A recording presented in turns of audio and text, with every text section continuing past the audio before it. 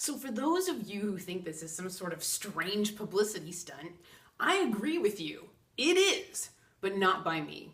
I am perfectly happy performing readings out of my little beachside condo in Los Angeles, California. It's the other side who wants more. Why? Because they want to make an example out of me and Mr. Foster, my favorite subject, lead singer Foster the People, also known as my bestie. I have the ability to communicate with Mr. Foster's soul at will. And as a matter of fact, I have been communicating with his soul for the past year. Now, over the past 3 months, I created 3 videos on this topic. The first is Mark Foster, the Truth and the Law of Attraction. The second, Mark Foster is my divine complement, which is basically a soulmate on crack. And the third is what's it like to hang out with Mark Foster's higher self. That is the part of his soul that is directly connected to the divine that lives on the other side. That is the part of his soul that I am communicating with at will. Now, each of these videos maybe got 250, 300 views each. Why? Because I'm just a blonde girl sitting here talking. Why should anyone listen to me? But the good news is Mr. Foster himself watched all of these videos. So the other side is happy about that because they were able to give him a heads up of what's to come. Why? Because Mr. Foster knows I'm correct. In the past 3 months, Mr. Foster has become aware of my existence and aware of the fact that I am correct. I really do have the ability to communicate with his soul, and I really am his divine complement.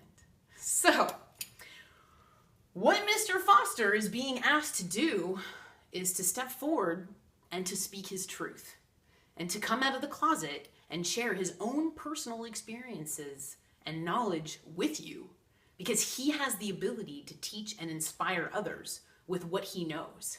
Because he is walking, talking, scientific, evidential proof of soul communication. He's never met me.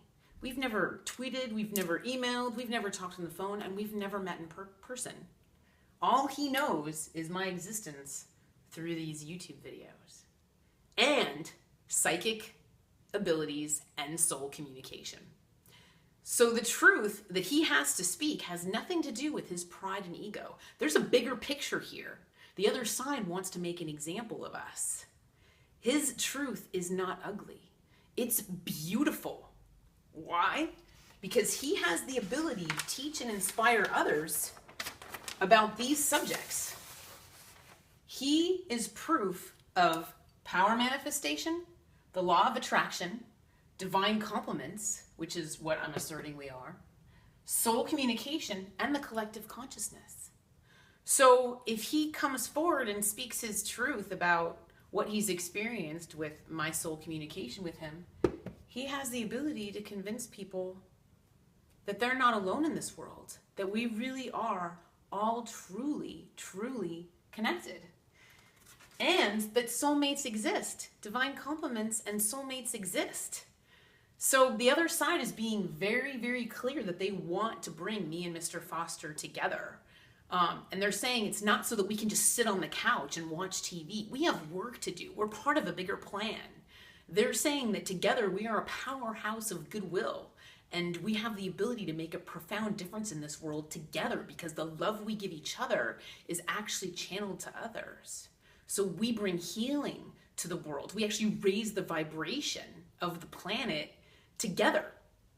Okay, so the other assertions I'm making. If me and Mr. Foster meet in person, this is what the other side is saying is going to happen. Number 1, he's going to feel like he knows me. I'm going to feel familiar to him, and he's not going to be able to put it into words. He's just going to say, I just feel like I know her. I just can't really explain it. I just feel like I know her.